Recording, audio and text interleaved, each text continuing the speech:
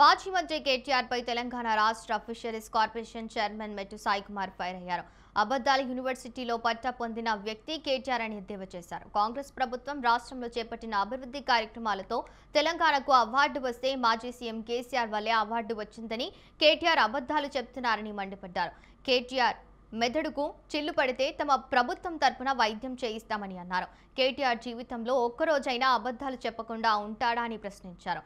KCR అబద్దాల record break చేసేందుకు కేటీఆర్ కష్టపడుతున్నారని మెట్టు సాయి కుమార్ విమర్శించారు.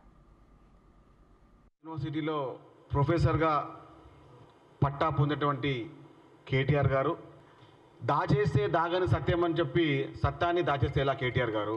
మందికి పుట్టిన బిడ్డలని మీ బిడ్డలుగా ఎలా అడుగుతారు మీరు, చెప్తారు మీరు? చెప్పండి. కనీసం జీవితంలో ఒక్కో రోజైనా అబద్ధాలు చెప్పకుండా నిజాన్ని చెప్పడానికి ప్రయత్నించండి.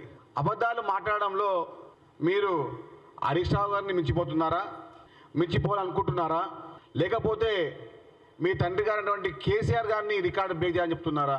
2024 సంవత్సరానికి గాను చేపల ఉత్పత్తి పైన భారత ప్రభుత్వం తెలంగాణ రాష్ట్రానికి ఉత్తమ అంతర్గత చేపల ఉత్పత్తి కింద ఒక అవార్డుని ఇవ్వడం జరిగింది. ఆ అవార్డుని పట్టుకొని 2016 నుంచి 2023 వరకు మా ప్రభుత్వం వల్లనే చేపల ఉత్పత్తి అయిందని, చేపల పెంపకమైందని, చేపలు వల్ల అందరూ అభివృద్ధి పొందాలని చెప్పి ఏది పడితే అది మాట్లాడుతూ ఉన్నారు.